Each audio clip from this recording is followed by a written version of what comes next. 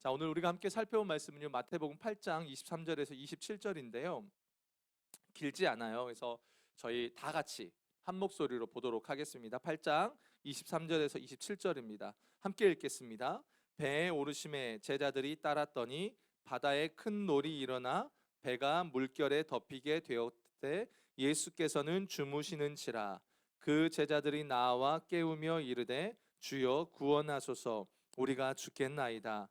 예수께서 이르시되 어찌하여 무서워하느냐, 믿음이 작은 자들아 하시고 곧 일어나사 바람과 바다를 꾸짖으시니 아주 잔잔하게 되거늘.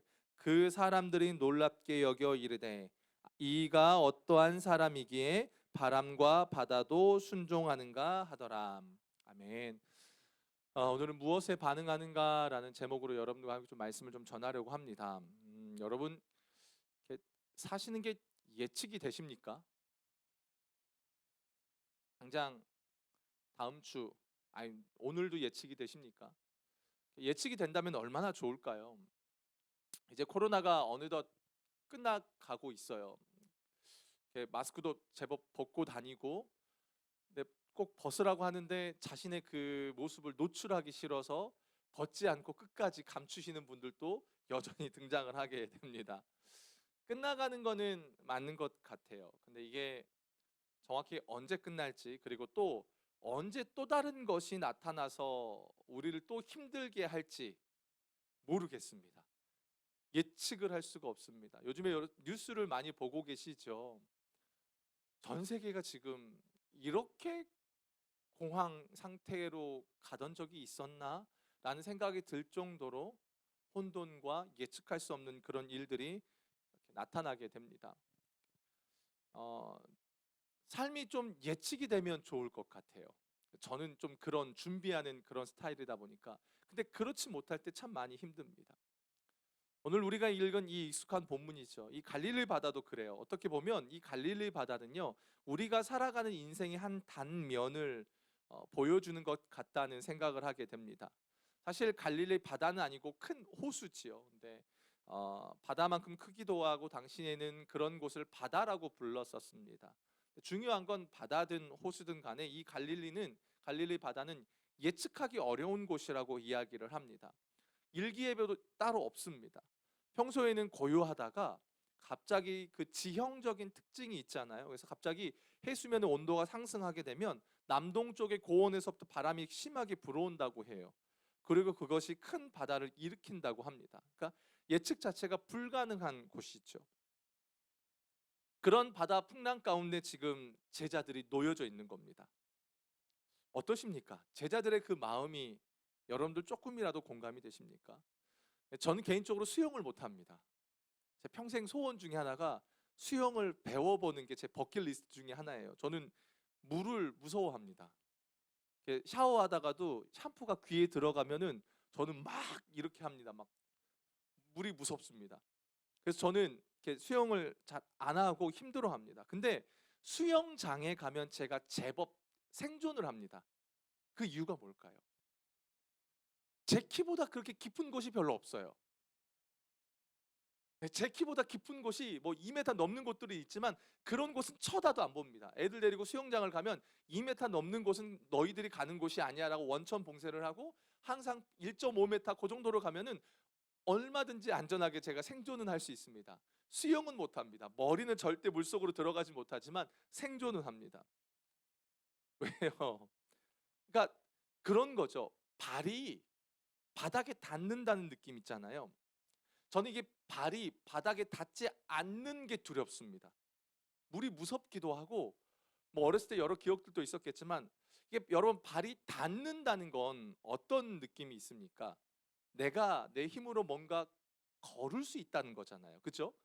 내가 조금이라도 한 발 내딛고 갈 수 있어요. 그곳에서는 우리 아이들이 제 목덜미를 잡고 막 기차 놀이를 하고 뭐 별걸 다 할 수 있어요. 근데 발이 닿지 않는 곳은 내 힘과 내 능력으로 무엇인가를 할 수 없다라는 뜻입니다. 그러니까 내 의지, 내 생각, 내 몸의 영역을 벗어난 곳이에요.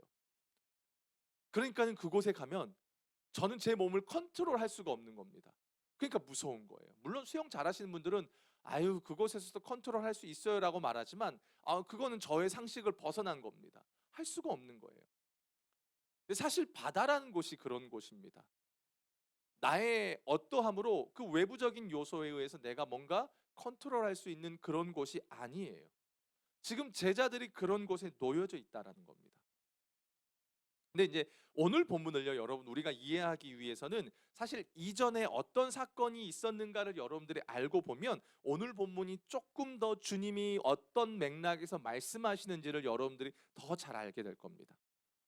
오늘 본문 앞에 보면 수많은 사람들이 예수님에게 몰려와요. 그래서 예수님은 그들을 피하려고 강을 건너 가실 계획을 이렇게 잡고 계셨던 겁니다. 근데 그때 그 과정 속에 한 서기관과 제자 한 명이 예수님께 질문을 던져요. 요지는 그겁니다. 제자로서의 삶이 뭡니까? 제자로서. 예수를 따르는 제자로서의 삶이 뭡니까?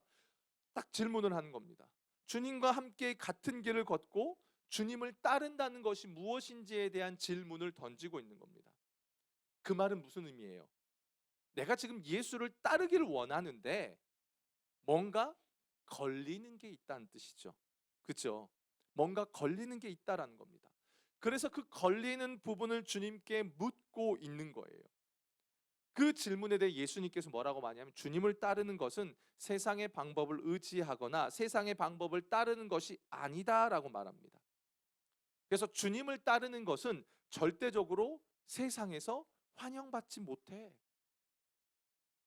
예수를 믿고 따라가는 길은 세상에서 환영받지 못해. 우리가 그래도 나름대로 원하는 세상적인 기준이 있잖아요. 그런 세상적인 기준의 보상이 우리에게 주어지지 않아 라고 예수님이 말씀하시는 겁니다. 그렇게 주님께서 그들의 물음에 답을 해주신 후에 강 건너로 가시기 위해서 배를 타게 되는데 성경은 그 주의 제자들 또한 함께 예수님과 함께 배를 탔다라고 말합니다. 그런데 얼마 지나지 않아 갈릴리 바다가 돌변합니다. 큰 파도가 일어나면서 제자들이 탄 배를 삼키듯이 덤벼들게 되는 겁니다. 물론 이 중에 어부들도 있었어요. 제자들 중에는. 그럼에도 그 어부들조차 평생을 바다에 살았던 그 호수에서 살았던 자들이잖아요. 그들조차도 이 풍랑을 쉽사리 감당하기가 어려웠던 모양이에요. 그래서 함께 배에 타고 있던 예수님을 깨우는 겁니다. 왜요? 자기들이 느끼기 직감적으로 이 문제는 자기들이 해결할 수 없다라는 걸 깨달은 겁니다. 목숨이 왔다 갔다 하는 그 풍전등화의 상황에 믿을 수 있는 분은 오직 주님 한 분밖에 없다는 걸 깨닫고 주님을 깨우는 거예요. 그리고 25절에 보면 뭐라고 말하냐면 우리 함께 보겠습니다. 시작. 그 제자들이 나와 깨우며 이르되 주여 구원하소서 우리가 죽겠나이다. 주님 우리가 죽겠나이다. 풍랑 좀 보세요. 어떻게 좀 해주세요. 살려주세요. 그렇게 도움을 요청하는 겁니다. 근데 오늘 본문을 보면 평소와 다른 주님의 반응이 나타납니다. 평소에 예수님 하면 여러분 인자하시고 따뜻하시고 돌보시는 제자들은 아마 그 가운데 이렇게 주님께 도움을 구하면 예수님이 이렇게 멋진 나지막한 목소리로 제자들아 뭐 이러면서 뭐 이렇게 막 좋게 말할 줄 알았나 보죠. 근데 주님이 뭐라고 말해요? 26절을 보겠습니다. 시작. 예수께서 이르시되 어찌하여 무서워하느냐 믿음이 작은 자들아. 요렇게 거기까지만 보겠습니다. 쉽게 말해서 너희 왜 이 풍랑을 무서워하느냐? 그렇게도 믿음이 없냐? 라고 주님이 책망하는 거예요.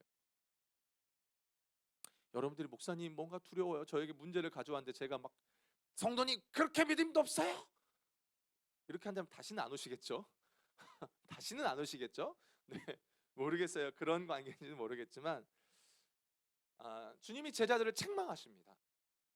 그러더니 이내 일어나셔서 바람과 바다를 꾸짖으시더니 놀랍게도 바다가 아주 잔잔해졌어요. 굉장히 신기한 일이 벌어진 거죠. 그런데 그 광경을 누가 봤냐면 예수님이 배를 타고 건너편으로 가시라 하니까 많은 무리들 또한 예수님 따라서 배를 타고 쫓아오는 거예요. 그 사람들도 보면서 그 사람들이 이 광경을 다 지켜보더니 기이한 일이 일어났다. 이건 존경과 의아함 그런 표현이거든요. 그러니까 단순히 놀라는 걸 넘어서서 예수님을 향한 존경의 마음까지 나타나는 겁니다. 그러면서 도대체 저 사람이 누구길래 바람과 바다도 순종하지라고 이야기하는 겁니다. 이게 오늘 본문의 내용이에요. 그런데 여러분, 한번 좀 생각해 봅시다. 제자들이 풍랑을 만나자 예수님을 찾는 건 당연한 겁니다. 왜요?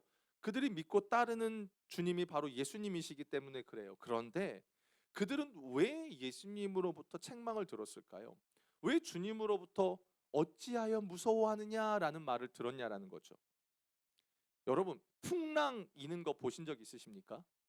바닷가 사신 분들 아마 아실 거예요. 우리 뭐 태풍 작년에도 보면 뭐 난리 나죠. 그런 막 이런 풍랑, 그거 보고 전 좋아요. 거기서 수영도 할 수 있고 전 좋아요. 즐거워요라고 말할 수 있는 사람이 있을까요? 없지요.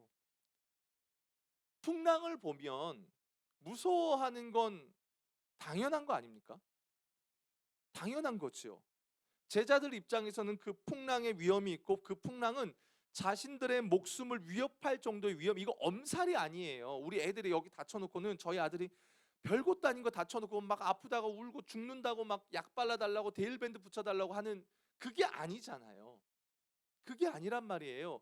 어부들이란 말이에요. 그들도 어떠한 어느 정도의 풍랑은 잠잠하게 건너갈 수 있는 실력자들인데 그들마저도 두렵다라고 이야기하는 건 이게 그냥 보통 풍랑이 아니라는 겁니다.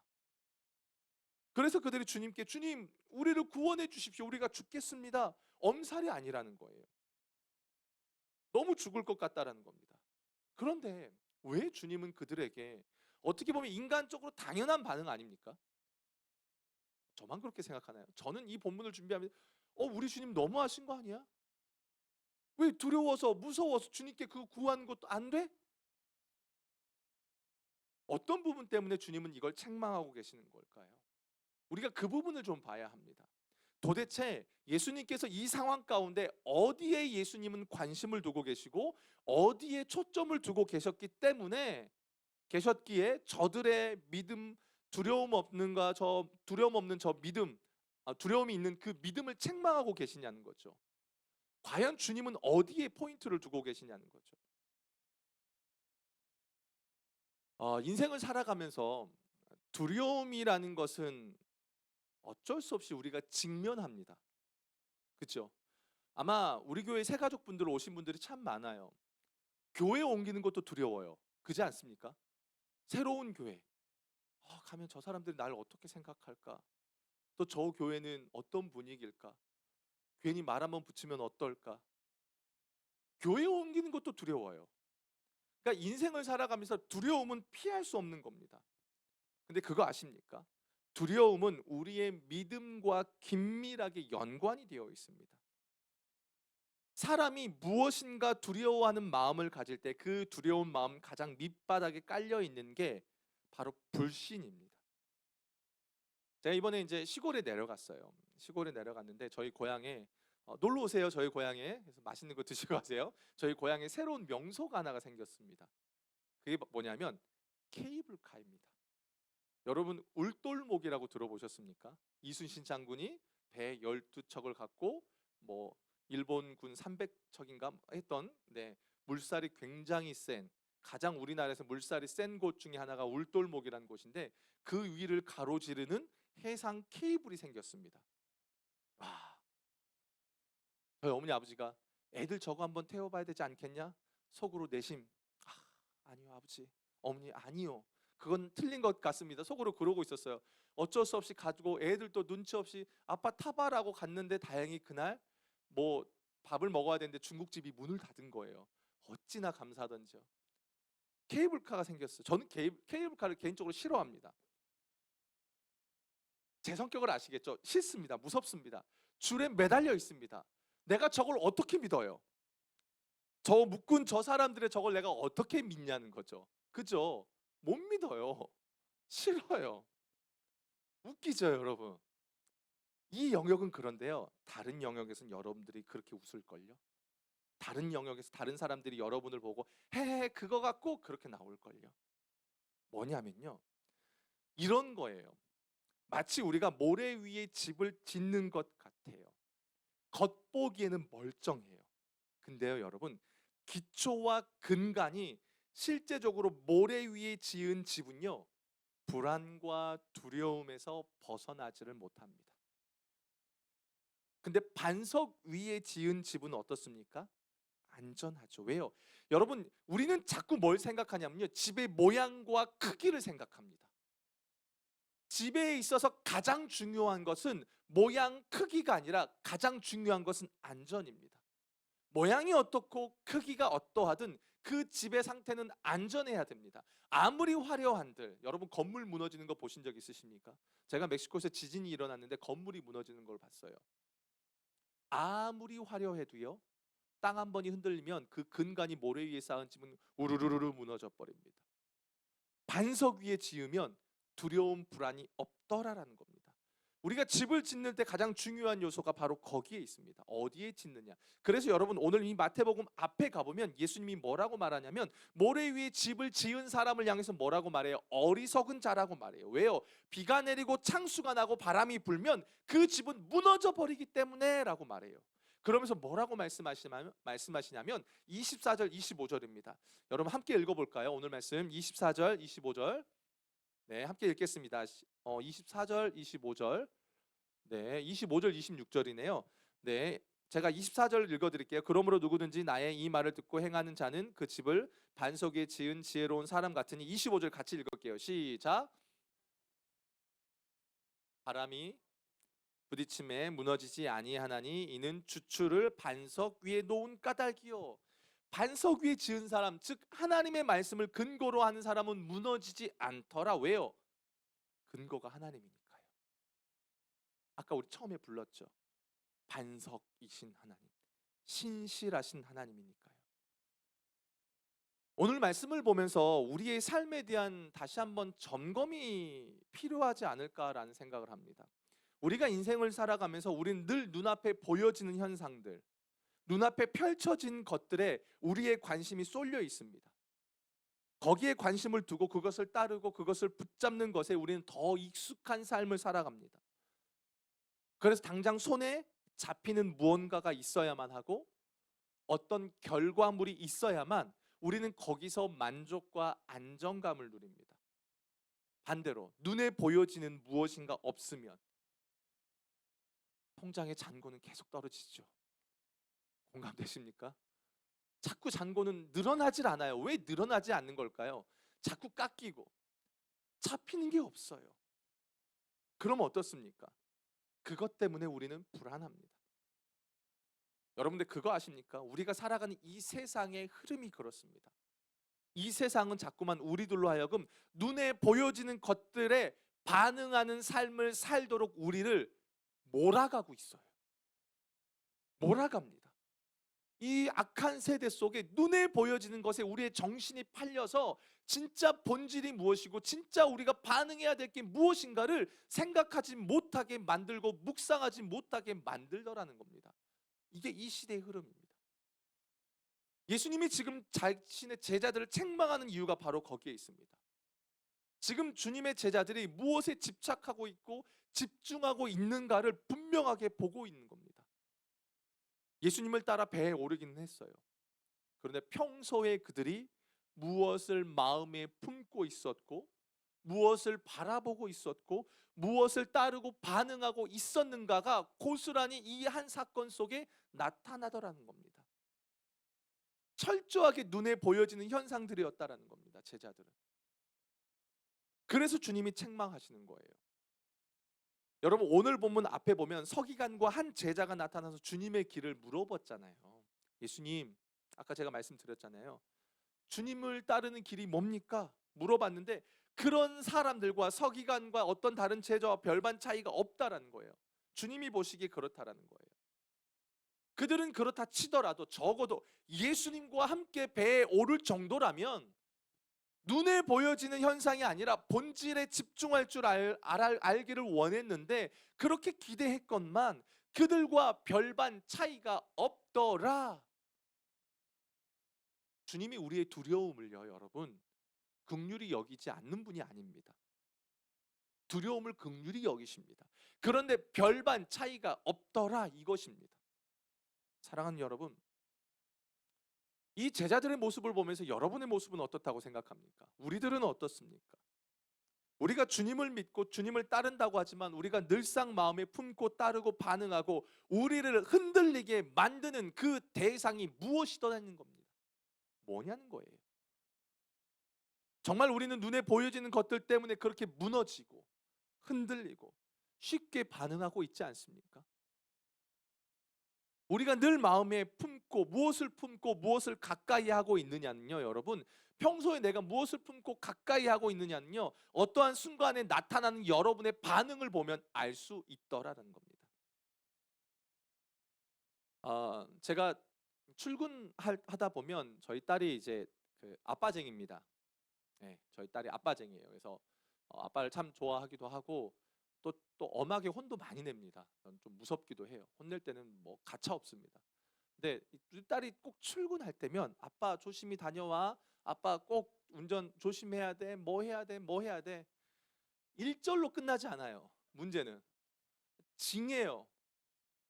2절, 3절, 4절, 5절까지 무슨 애국가 부르는 것 같아요. 야 그만해라고 할 정도로 심해요. 얘가 무슨 오지랖 이렇게 넘나 아니면 뭐 이렇게 그만해라고 제가 할 정도예요. 오죽하면. 저도 이렇게 관심 받는 거 되게 좋아하거든요. 너무해요. 근데 갑자기 하나님이 우리 딸 안에 있는 두려움을 보게 해주셨어요. 그 이유가 뭘까? 이제 아내랑 엊그저께 그런 일이 있었는데 갑자기 하나님 제 안에 딱 두려움이 있다라는 걸 보여주시는 거예요. 그 이유가 뭘까? 두 가지 이유가 있더라고요. 첫 번째는 여러분 그 TV 프로그램 아세요? 함블리. 여러분들은 다 거룩하시고 홀리하시고 그 주님과 깊이 동행하시라 TV를 안 보시나 본데요. 이게 한문철의 블랙박스 리뷰라는 프로그램이 있어요. 자동차 블랙박스 리뷰, 사건 사고들을 리뷰해주면서 어떻게 하면 조심하는지 뭐 이런 프로가 있어요. 그러니까 제가 이제 이 프로를 좋아해요. 저희 가족들이 보는 거를. 저도 그렇고 우리 아내도 그렇고 이런 것들을 보는 게 여기 또 은근히 감동도 있으니까 좋아한단 말이에요. 왜냐하면 이제 제가 운전을 좀 많이 해요. 제가 이 교회 1년, 2년 만에 1년 만에 3만 킬로인가 이상을 탔어요. 엄청 탄 거죠.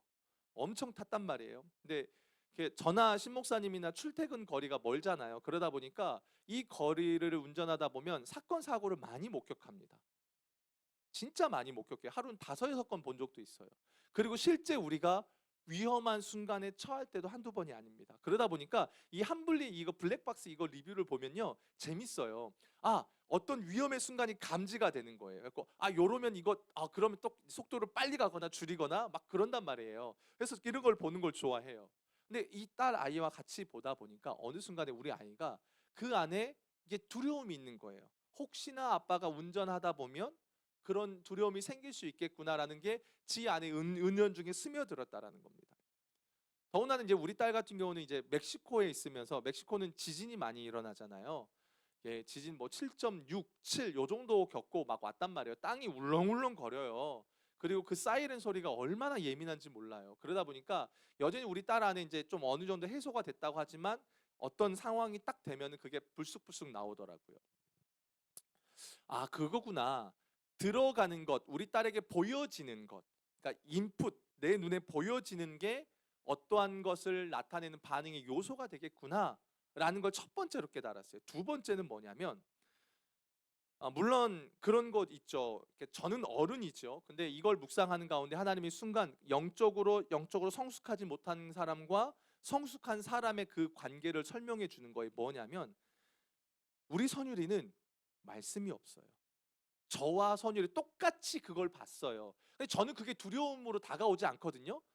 저는 기계적으로 이런 상황들이 판단이 돼서 그냥 운전을 조심해야 될 저에게는 중요한 팁이에요. 그 TV를 보는 게. 근데 왜 저와 선율의 결정적인 차이가 날까? 거기에 말씀이 있더라는 겁니다. 우리 선율이가 한동안 큐티를 하다가 이제 안 해요, 요 녀석이. 안 하고 그러고 있는 거예요. 근데 저는 말씀과 멀어지면 안 되는 직업이잖아요. 직업상 그래요. 그래서 어쩔 수 없이 하나님의 말씀을 붙들고 물론 은혜로 가지요. 그런데 제 안에 말씀이 있단 말이에요. 그렇기 때문에 그 들어오는 세상의 것들이 블랙박스 뭐 들어오더라도 툭툭툭툭 쳐버리는 실력이 있더라는 겁니다. 근데 우리 아이는 뭐냐면 세상의 것은 세상의 것대로 들어와요. 말씀은 말씀대로 없어요. 그러니까 어때요? 이 아이 안에 두려움이 잔재되고 그것이 어떠한 순간에 반응으로 나타내더라라는 겁니다. 그래서 이제 금지시켰어요. 집에서 TV 금지, 한분리 금지. 니들은 보는 거 아니야? 엄마 아빠만 따로 볼 거야. 그러면서 다시 이제 우리 아이에게 성경 큐티와 성경 통독을 좀 시켰단 말이죠. 그렇더라고요. 보여지는 것들이 거기에 반응해버리고 하나님의 말씀에 반응해야 되는데 그렇지 못할 때는 우리의 눈에 보는 것들이 고스란히 우리의 삶의 두려움으로 나타나더라는 겁니다. 저는 원래 사실 미래에 대한 염려와 두려움이 많은 사람이었습니다.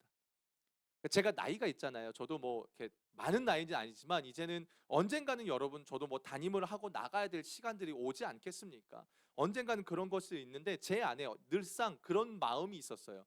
제 소원 중에 하나가 평생 부목사였었거든요. 왠지 아세요? 담임하면 책임지는 게 싫으니까요. 어우, 힘들어요. 싫어요. 담임은 싫어요. 그래갖고 저는 평생 부목사 마인드만 맞는다면 평생 부목사가 소원이다라고 했는데 어느 순간에 하나님이 제 안에 그 두려움을 싹 제거해 주시는 거예요. 이제는 만약에 하나님이 담임을 나가라 한다 그러면 잘해서 나간다라는 개념이 아니에요. 못해요. 여전히 못합니다. 제 한계를 제가 너무 잘 알아요. 예전에는 나 자신을 잘 모르고 내가 주님을 깊이 몰랐을 때는 내 한계가요, 내 삶의 장애 요소였어요. 나 이것도 설교도 못하는데, 난 우리 목사님처럼 기도도 못하는데, 난 뭐도 못하는데, 이게 내 장애물이었었어요. 근데 이제 제가 말씀을 통해서 주님을 깊이 알다 보니까 뭐냐면 내 한계가 바로 주님의 일하심의 출발점이더라. 이걸 깨달은 거예요. 그러고 나니까요, 뭐 때가 되면 주님이 보내시면 가면 되지 뭐. 어차피 내가 할 줄 아는 것도 없고 주님이 하실 걸 나는 아니까 그래 가자 하면서 제 마음에 이제 예전에 개척하면 다가오는 두려움이 있었거든요. 근데 그건 뭐 나중에 가면 조금 있을 수 있겠죠. 그러나 이전에 그것이 내 삶을 흔들어 놓는 요소였다면 이제는 흔들어 놓지는 않아요. 어떻게 주님이 일하시겠을까? 역사하실까? 그걸 보게 됐다는 겁니다. 그러니까 이게 바뀌더라는 거예요.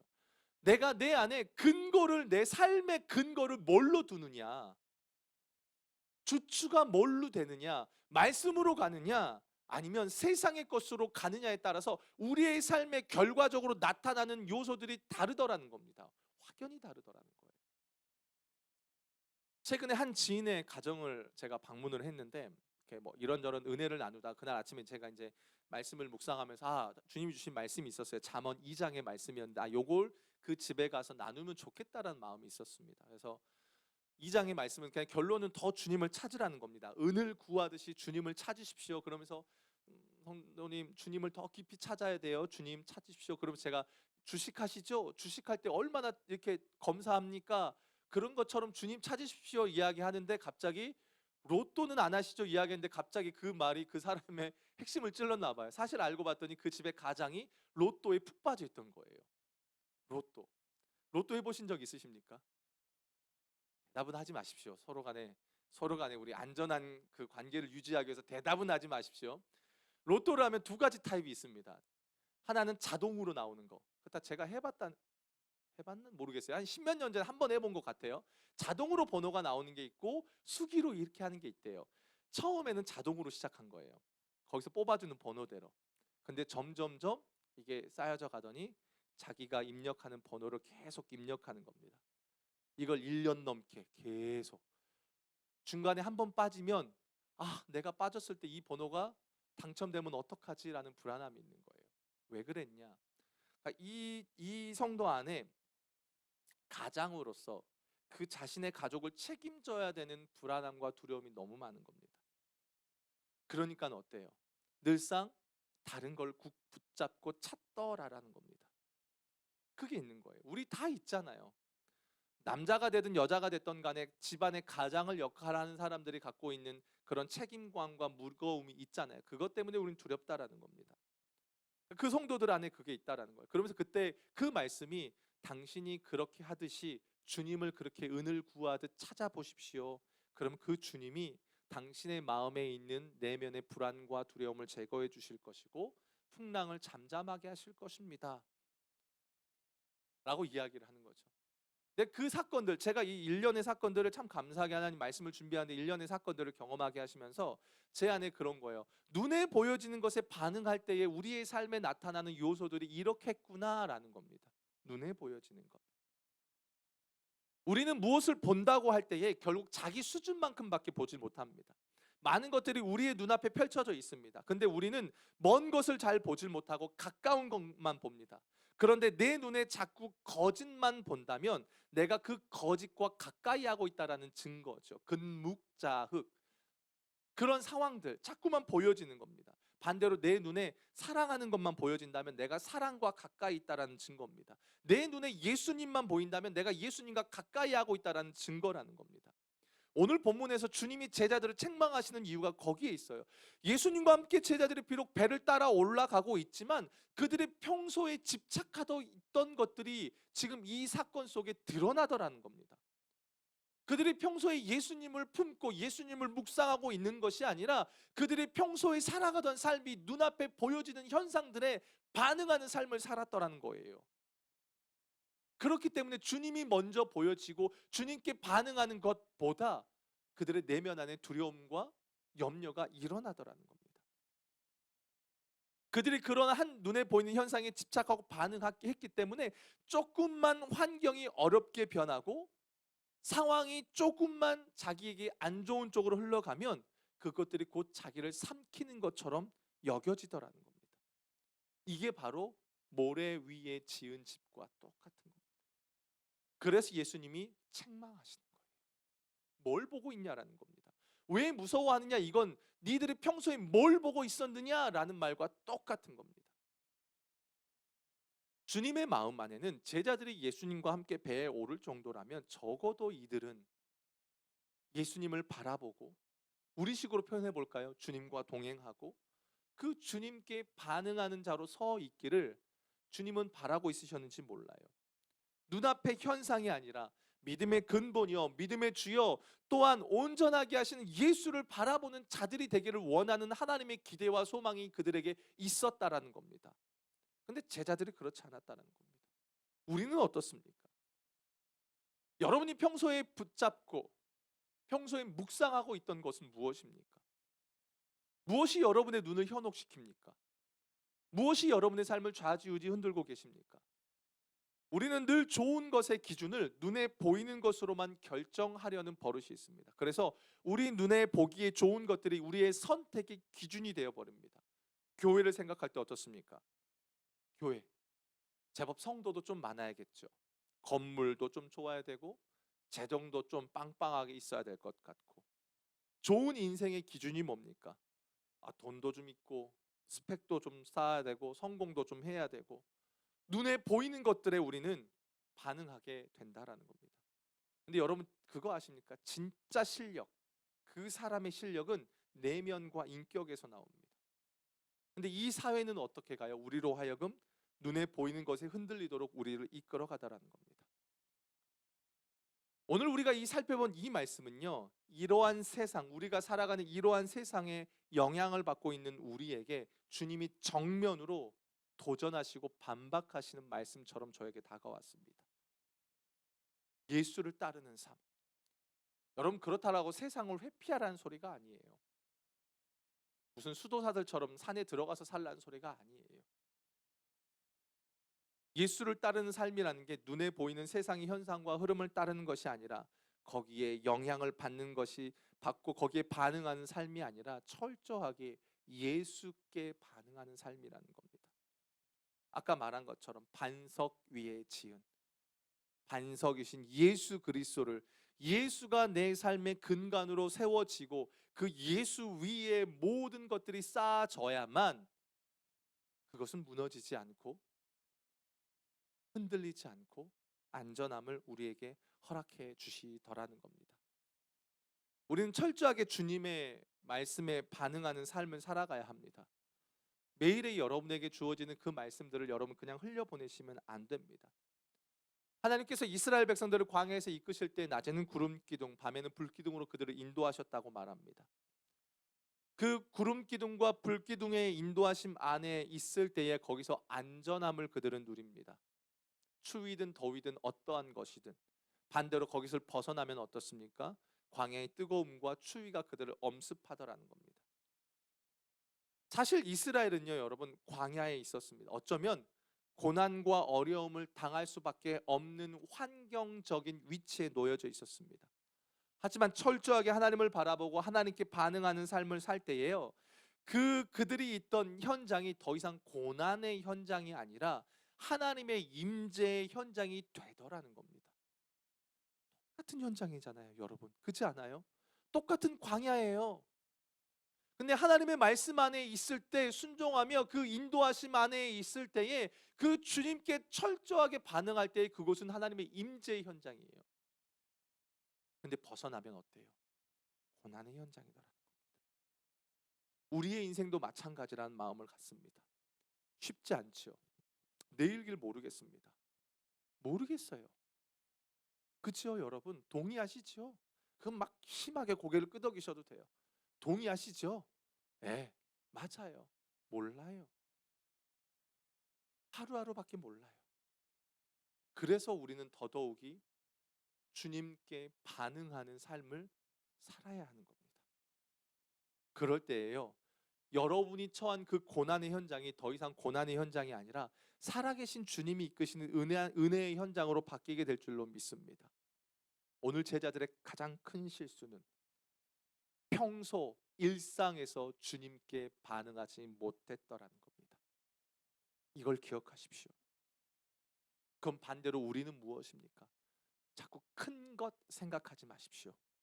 큰 것, 일상입니다. 오늘 하루입니다. 오늘 주어진 이 시간입니다. 예배 드리는데 자꾸 딴짓하는 분들도 얼마나 많은지 몰라요. 맨 뒤에서 저는 일 때문에 막 왔다 뒤에서 서 있잖아요. 딴짓, 너무 주님의 임재 가운데 들어가신 분들은 그건 어쩔 수 없는 거예요. 그건 주님도 막지 못하죠. 너무 임재 가운데 들어와서 고개가 한쪽으로 치우치는 건요, 그건 주님도 막을 수 없는 일이에요. 그건 괜찮아요. 그러나 이 시간에 주님께 반응하지 못하는 자들은, 예배의 시간 속에 반응하지 못하는 자들은 다른 어떤 것에도 주님께 반응하지 못하더라는 겁니다. 사랑하는 여러분, 우리는 주님을 따르는 제자로서 배에 올라와 있지만 결국 우리가 머무는 곳은 언제 풍랑이 일어날지 모르는 바다 위에 있습니다. 바다가 곧 세상이니까요. 우리는 주님과 함께 배에 오른 순간 더 이상 육지 안에 있지 않습니다. 그렇기 때문에 요동치는 것은 언제나 우리들에게 일어날 수 있습니다. 언제나. 그럼에도 불구하고 그 요동치는 가운데 우리가 안전할 수 있는 이유는 주님이 우리와 함께 하시기 때문입니다. 같은 배에 계시기 때문입니다.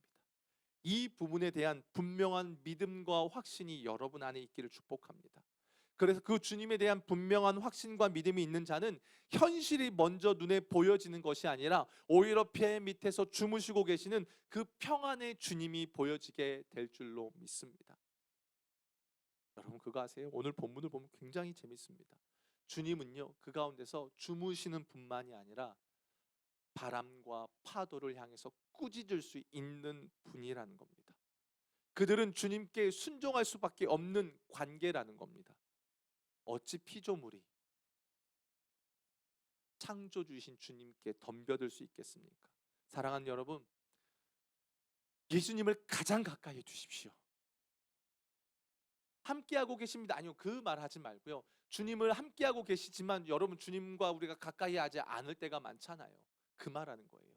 주님을 가장 가까이에 두시고 그 주님을 바라보며 그 주님께 반응하는, 그래서 세상이 아무리 요동치고 난리를 쳐도 그 주님으로 인해 풍랑이 일어나는 그 바다 가운데서도요, 평안함을 누리는, 풍랑을 헤치고 그 길을 걸어가는 믿음의 사람들이 되시길 주님의 이름으로 축복합니다. 하나님의 역사는 한순간도 멈추신 적은 없습니다. 그 말은 하나님은 멈추신 적이 없다는 뜻입니다. 우리가 준비되지 못해서 보지 못할 뿐입니다.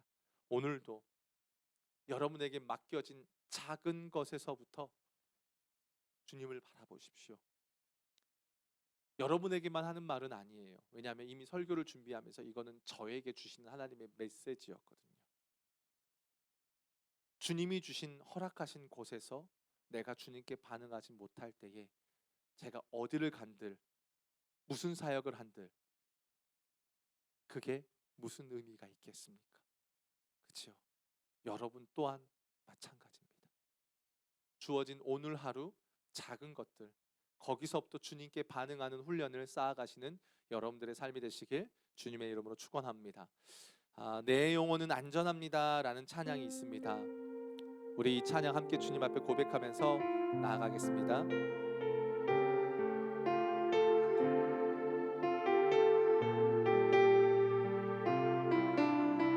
내 아버지, 내 아버지,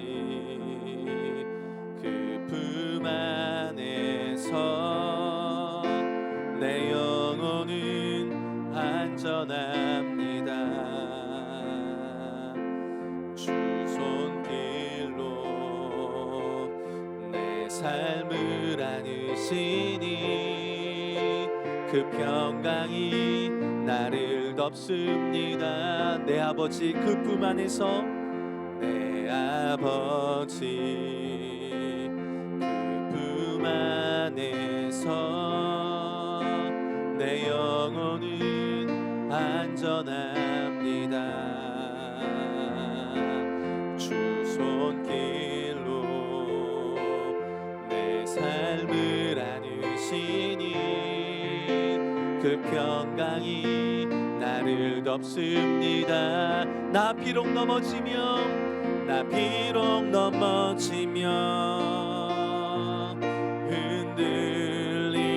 흔들리지만 주 내 안에 거하며 나를 붙드시니 내 생각을 주께로 돌리고 주시는 평강의 옷을 입습니다. 주 약속 안에서 내 영혼 평안해. 내 뜻보다 크신 주님의 계획 나 신뢰. 두려움 다 내려놓고 주님만 의지해. 주 안에서 내 영혼 안전합니다. 내 아버지, 그 품 안에서 내 아버지, 그 품 안에서 내 영혼은 안전합니다. 주 손길로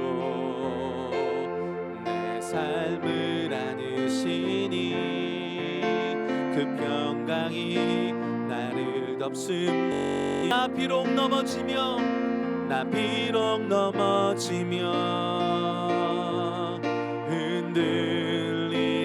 흔들리지만 주 내 안에 거하며 나를 붙드시니 내 생각은 주께로 돌리고 주시는 평강의 옷을 입습니다. 주 약속 안에서 내 영혼 평안해. 내 뜻보다 크신 주님의 계획 나 신뢰. 두려움 다 내려놓고 주님만 의지해. 주 안에서 내 영혼 안전함. 주 약속 안에서 내 영혼 평안해. 내 뜻보다 크신 주님의 계획 나 신뢰.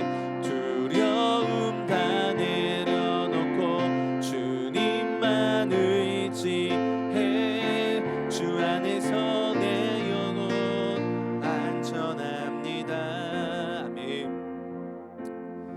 오늘 말씀 24절을 붙잡고 우리 함께 같이 기도했으면 좋겠습니다. 바다의 큰 놀이 일어나 배가 물결에 덮이게 되었을 때 예수께서는 주무시는지라. 바다에 큰 돌이 일어납니다. 우리의 인생에는 늘상 파도가 일어납니다. 예상치 못한 것이 일어납니다. 그런데 우리의 인생에서요, 여러분, 예상치 못한 일들이 일어난다고 해서 우리의 인생에 뭔가 문제가 있는 건 아닙니다. 내가 저주받았나? 나 버림받았나? 아니요. 내가 실패했나? 아니요. 바다는 늘 풍랑이 일어납니다. 중요한 것은 그 가운데 주님이 어디에 계시냐는 겁니다. 오늘 말씀이 분명 우리에게 말해줍니다. 너무 큰 진리입니다. 그 풍랑 가운데 주님은 우리와 한 배를 타고 계신다는 겁니다. 이걸 잊으면 안 됩니다, 여러분. 이걸 잊으면 안 됩니다. 오히려 주님은 풍랑 속에서 주무시기까지 하신다는 겁니다. 이 시간 기도할 때에요, 하나님, 내 인생의 풍랑이 많은 내 인생 속에 주님은 나와 함께 하심을 내가 믿고 기억하게 해주십시오. 그 주님의 함께 하심의 은혜를 내가 깨닫게 하여 주시고, 그 속에서도 내가 주님을 바라봄으로 내 영혼이 주님 안전함을 누릴 수 있도록 인도해 주십시오. 믿음을 주십시오. 우리 주여 한번 외치고 기도하겠습니다. 주여, 아버지 하나님 간구합니다. 하나님, 오늘 말씀 속에 분명히 말합니다. 우리의 인생에 풍랑이 있다고 말합니다. 풍랑이 일어나는 것은 이상한 것이 아니라고 말합니다. 우리가 저주받았거나 우리가 실패했다는 것이 아닙니다. 하나님, 인생의 풍랑은 반드시 일어납니다. 그런데 그 속에서 주님, 우리가 주님을 어디에 모시고 있느냐는 겁니다. 다윗처럼 주님을 내 앞에 모시며 나아가고 있느냐, 그 주님을 바라보고 있느냐, 하나님, 이것은 완전히 다른 이야기입니다. 똑같이 세상 사람들도 풍랑을 경험하는데 주님, 그 속에서 주님은 우리와 함께 하십니다. 같은 배 안에 있다고 말씀하십니다. 그곳에서 오히려 주님은 주무십니다. 하나님 아버지, 우리 안에 그 주님을 바라보는 눈이 열려지길 원합니다. 주님이 여전히 나와 함께하고 계시기에 그 주님으로 말미암아 풍랑 속에도 우리가 아버지 하나님 안전함을 누리고, 설령 잠깐의 두려움이 올지라도 그것이 우리를 완전히 엎드려지고 무너지지 않게 할 수 있다는 것을 우리가 기억하고 주님을 바라보며 우리가 승리하며 나아가는 하나님, 우리 사랑하는 성도들의 그 인생이 될 수 있도록 아버지 하나님 붙들어 주시옵소서. 26절에 보면 그렇습니다. 예수께서 이르시되 어찌하여 무서워하느냐, 믿음이 작은 자들 아시고 곧 일어나사 바람과 바다를 꾸짖으시니 아주 잔잔하게 되거늘. 너무 두려워하는 그 제자들에게 주님이 책망하십니다. 이유는 다른 게 아닙니다. 그들이 평소에 주님을 놓치고 있었기 때문입니다. 어쩌면 우리가 회개해야 될 부분이지 않을까 싶습니다. 주님, 내가 주님의 말씀보다도 눈에 보여지는 것에 반응하고 있었습니다. 우리의 회개의 영역이지 않을까요? 두려울 수 있지요. 왜 두렵지 않겠습니까? 그러나 그것이 아니라, 순간의 두려움이 아니라 평소에 무엇을 바라보고 있느냐는 결정적인 순간에 우리의 반응을 통해서 나타납니다. 이 시간 기도할 때에요, 우리 회개할 것들은 회개하면서 기도합시다. 하나님, 내가 평소에 무엇을 바라보고 무엇을 묵상하고 있습니까?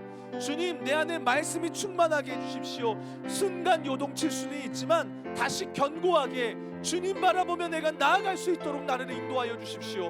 우리 주여 한번 외치고 한 번 더 이 말씀을 기억하며 기도하겠습니다. 주여, 아버지 하나님 구합니다.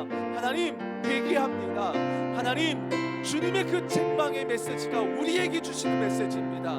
평소에 무엇을 붙잡고 있었고 무엇에 반응하고 있었는가, 하나님, 우리가 돌아보고 점검합니다. 주여, 우리의 삶을 다시 한번 돌아봅니다. 하나님, 내 인생을 점검합니다. 내 인생을 주여 점검합니다.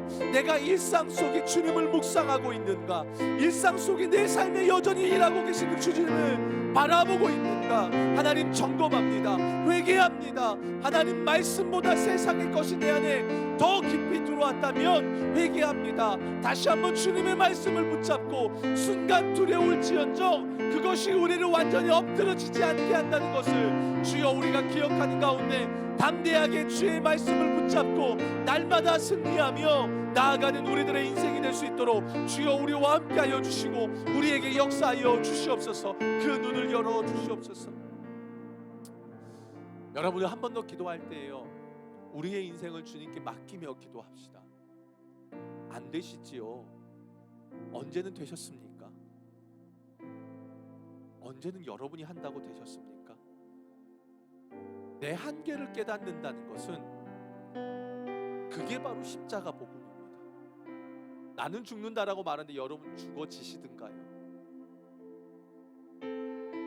내 한계를 깨닫는 것은 그때가 바로 주님이 일하실 때입니다. 안 되시지요? 맞습니다. 그래서 맡기고 내려놓으셔야 합니다. 그리고 주님을 바라보셔야 합니다. 그때에 주님이 일하실 것을 여러분들은 목도하는 자들이 될 것입니다. 이 시간 기도합시다. 하나님, 내 가정, 내 자녀, 내 배우자, 내 직장, 재정, 심지어 건강까지도 안 되죠. 그것은 주님이 일하시겠다는 증거인 줄로 믿습니다. 주님, 내 인생 올려드립니다. 내 가족들 올려드립니다. 직장 올려드립니다. 주여, 온전히 주님께 올려드리오니 주님이 책임지시옵소서. 우리의 삶을 맡기며 우리 한 번 더 주여 한번 외치고 간절히 그 주님을 바라보며 기도하겠습니다. 주여, 아버지 하나님, 인생의 모든 것들 우리가 할 수 없습니다. 안 됩니다. 하나님, 재정의 문제도 안 되고, 하나님, 가정의 문제도 안 되고, 자녀의 문제도 아버지 하나님, 내 한계를 직면합니다. 늘상 내 삶에서 한계를 마주합니다. 하나님, 이전에는 그것이 두려움이고 염려였다면 이제는 아버지 하나님, 그것이 나에게 있어서 하나님의 일하심의 순간이 될 줄로, 시작점이 될 줄로 믿습니다. 하나님 아버지, 다 맡겨드립니다. 우리의 가정을 맡깁니다. 자녀들을 맡깁니다. 부모들을 맡깁니다. 배우자를 맡깁니다. 재정을 맡깁니다. 기업을 맡깁니다. 직장을 맡깁니다. 교회를 맡깁니다. 믿음의 관계를 맡겨드립니다. 주여 일하시옵소서. 아버지 하나님, 하나님이 일하시고 하나님이 역사하시고 하나님이 주관하시고 그 하나님이 일하심을 경험할 수 있기를 원합니다. 주여, 우리는 알 수 없습니다. 내 자아를 죽이는 것조차도 나는 알 수 없습니다. 그런데 그 한계 속에 날마다 남을 무너뜨리는 나의 못된 자아들, 그것을 내가 직면하며 주님 앞에 섭니다. 그리고 내 자신조차도 주님께 맡겨드립니다. 하나님, 내 삶을 맡겨드립니다. 내 성격을 맡겨드립니다. 아버지, 내 못된 성품을 주님께 의탁합니다. 주여, 주님의 뜻대로 만드시고 다듬어 주시고 하나님의 뜻대로 우리의 인생을 이끄시옵소서. 주님, 그렇게 인도하실 것을 믿습니다. 주님께 온전히 의탁하며 나아갈 것을 믿습니다. 주여, 여러분, 교회를 위해서 우리 함께 같이 기도하며 나아가길 원합니다. 이번 주 금요일날 우리 최은아 선교사님이 오시고 주일날은 우리 유기성 목사님이 오십니다. 하나님이 이분들을 보내실 때는 그냥 보내진 않으시지요. 왜요? 말씀을 선포하는 자리인데 어찌 그냥 보냅니까? 이 시간 기도할 때에요, 하나님, 그 두 선교사님과 목사님을 통해서 온전한 하나님의 음성이 들려지는 시간이 되게 해달라고 기도합시다. 우리 교회를 향한, 우리 각자를 향한 하나님의 말씀이 들려지게 해주십시오. 그리고 이분들을 위해서 중보할 때에 이분들이 주목되는 게 싫습니다. 선교사님, 유기성 목사님, 아니요, 그분들은 그냥 통로일 뿐입니다. 사단은 이 가운데 자꾸 사람에게만 집중하게 하는 것 같습니다. 우리 경계해야 됩니다. 시간 기도할 때 하나님, 저분들은 온전히 주의 통로로 쓰여지게 해주십시오. 사람이 주목받는 시간이 아니라 오직 주님이 드러나고 영광 받으시고 하나님의 뜻이 드러나는 시간 되게 해달라고, 그리고 성령으로 그들이 충만하게 해달라고 우리 함께 이번 주 금요일과 주일 예배 시간들을 위해서 함께 같이 중보하겠습니다. 기도하겠습니다. 아버지 하나님, 이번 주 금요 성령 집회에 최은아 선교사님을 보내주십니다. 또 주일 예배 때 유기성 목사님을 보내주십니다. 하나님, 이분들을 보내실 때에는 아버지의 선하신 뜻이 있는 줄로 믿습니다. 아버지의 계획이 있는 줄로 믿습니다. 하나님 아버지, 그 아버지의 뜻을 알길 원합니다. 우리에게 들려주시는 하나님의 음성을 듣기 있길 원합니다. 우리의 마음이 열려지게 하시고 우리의 눈이 뜨여지게 하시고 또 귀가 아버지 하나님 열려져서 하나님이 보여주시는 모든 것들을 듣고 보고 아버지 하나님 채워 넣는 시간들이 될 수 있길 원합니다. 하나님, 경계하는 것이 있습니다. 사람들에게 우리는 자꾸 주목하려고 합니다. 하나님, 사람은 그저 통로일 뿐입니다. 오직 우리 주님만이 보여지고 우리 주님만이 깨달아지고 우리 주님만이 경험되어지는 그런 시간들이 되기를 간절히 원합니다. 그래서 아버지 하나님, 하나님의 뜻이 우리 교회 가운데 우리의 삶 가운데 이루어지는 시간 될 수 있도록 아버지 하나님 인도하여 주시옵소서. 또한 기도합니다. 하나님, 저분들이 온전한 주의 통로로 쓰여지길 원합니다. 사람들에게 영광이 가지 않게 하시고 오직 주님께만 영광이 돌려지게 하여 주시옵소서. 하나님 아버지, 우리 재훈나 선교사님, 우리 또 유기성 목사님에게 성령으로 충만하셔서 온전히 주의 통로로서의 역할을 잘 감당할 수 있도록 하나님 저들 가운데 역사하시고 인도하여 주시옵소서. 주님 그렇게 이끄실 것을 믿습니다. 여러분, 권사 취임 예배를 위해서 함께 같이 기도해 주시길 구합니다. 나는 죽고 예수님이 왕 되신 권사, 이게 이번의 주제입니다. 여러분, 직분은요 누리는 자리가 아니에요. 교회에서 명함 꺼내는 자리 아니에요. 어깨에 힘주는 자리 아니에요. 직분이 주어졌다는 건 그만큼 더 큰 은혜가 임했다는 겁니다. 나에게 주신 은혜가 너무 커서 주님이 이거 감당하라고 직분 준 겁니다. 착각하면 안 됩니다. 예수님이 이 땅에 섬기러 오셨습니다. 교회요? 헌신해야죠. 예수님의 십자가의 은혜를 받았는데 거저 먹고 그냥 누리고 놀다 가는 거요? 여러분, 착각하시면 안 됩니다. 다른 성도님들도 마찬가지입니다. 헌신하셔야죠. 예수님의 십자가의 은혜가 있는데요. 여러분, 이 시간 기도할 때요, 신천 권사 예배를 위해서 기도해 주십시오. 이분들이 진짜 나는 죽고 예수가 왕이 되어서 저들을 통해서 하나님의 영광이 드러나게 해달라고, 저들을 통해서 주님의 교회가 든든하게 세워져 가게 해달라고. 얼마나 여러분 영광스러운 겁니까? 하나님, 그 10분의 권사님들을 통해서 그들의 삶이 날마다 예수님의 왕 되심을 경험하며 그것을 누리며 그것을 전하며 섬기는 자들이 되게 해달라고, 또 이 취임 검사 예배를 준비하는 준비팀에게도 하나님 은혜를 부어달라고, 우리 이번 주 권사 취임 예배를 위해서 우리 한 번 더 간절히 기도하겠습니다. 기도합시다. 살아계신 아버지 하나님, 권사 취임 예배를 위해서 기도합니다. 하나님, 저들을 세우시는 분은 주님이십니다. 저들이 뭔가 대단해서 세운 것도 아닙니다. 하나님, 저들에게 은혜를 주셨고 그 은혜에 합당한 삶을 살아가도록 이끄시기 위해서 하나님 저들을 세우신 줄로 믿습니다. 하나님 아버지, 겸손하게 하여 주시옵소서. 나는 죽고 예수가 왕이 되어서 예수가 저들의 인생을 통해서 정말로 일하시는 놀라운 역사를 아버지 하나님 경험하게 하여 주시옵소서. 하나님, 우리 10분의 권사님들이 있습니다. 너무나 귀합니다. 아버지 하나님, 저들 예수 때문에 귀한 자들입니다. 예수 때문에 저들은 아버지 하나님 보배로운 자들입니다. 예수 때문에 저들은 하나님 나라의 일꾼들입니다. 주여, 그 섬김의 자리를 귀하게 여기게 하여 주시고 기도하는 자들이 되게 하시고 아버지 하나님, 저들을 통해서 하나님의 뜻이 일어나게 하여 주시옵소서. 이 모든 것을 준비하는 준비팀에게도 하나님 은혜를 더해 주시고, 그냥 이 일이 아니라 주님의 마음으로 주님 모든 것을 감당하게 하여 주시옵소서. 하나님, 은혜가 주어졌습니다. 그 은혜에 합당한 삶을 살아가는 우리 권사님들, 또 우리 포도나무교회 모든 성도들, 직분자들이 되게 하여 주시옵소서. 그것을 잊지 않게 하여 주시옵소서. 십자가를 붙잡고 나아가는 귀한 시간 되게 하여 주시옵소서. 여러분, 우리 곧 제자 훈련이 시작됩니다. 예수님의 사람, 예수 동행 일기, 그리고 바이블 칼리지.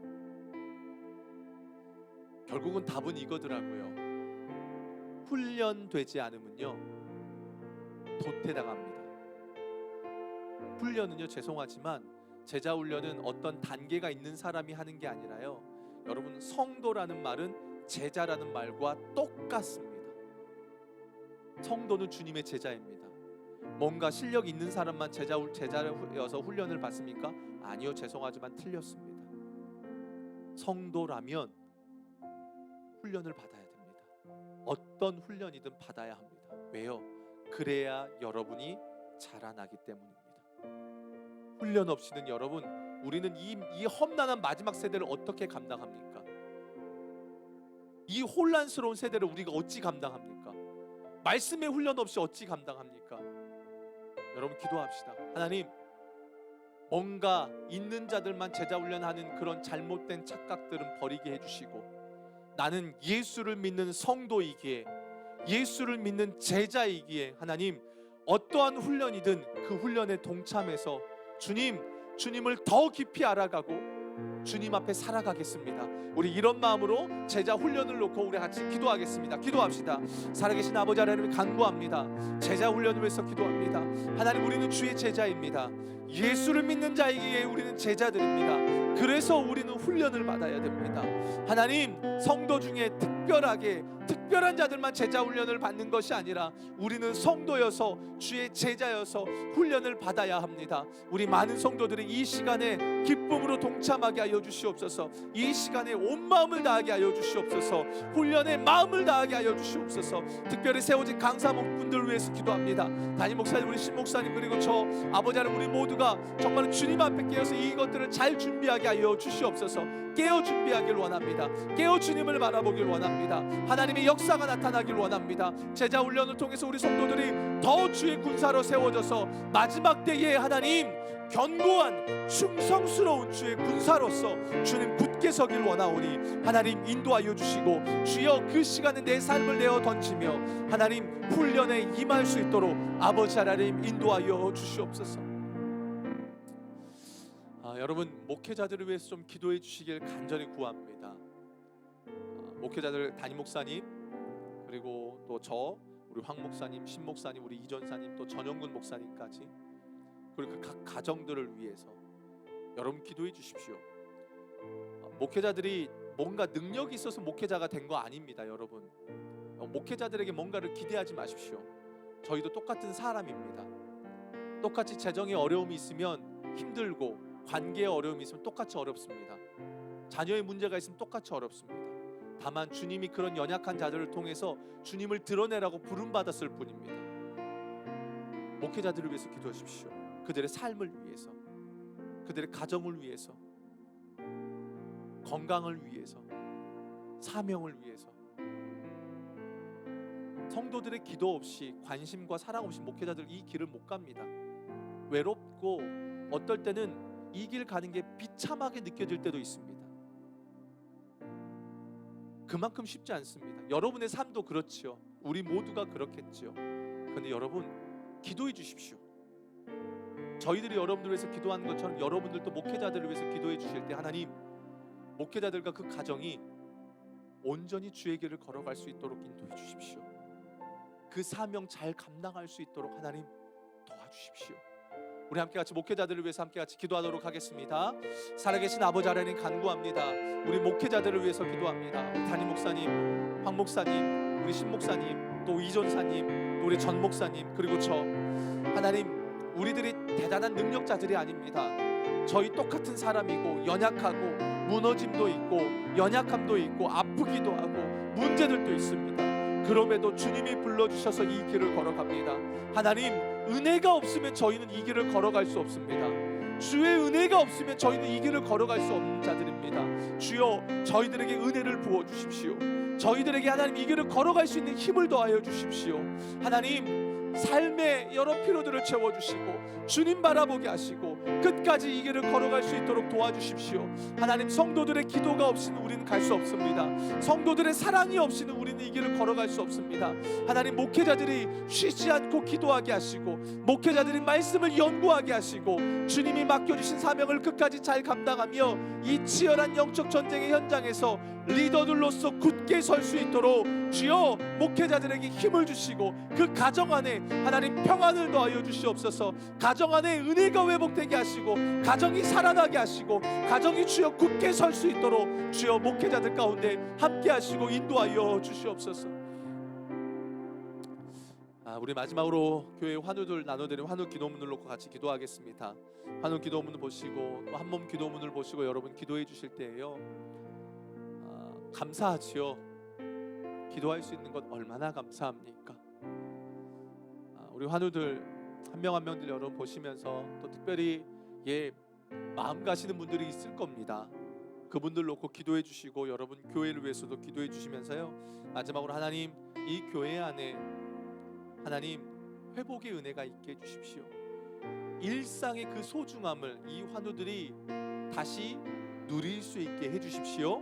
우리 함께 마지막으로 주여 한번 외치고 기도하시고 여러분 또 돌아가시도록 하겠습니다. 주여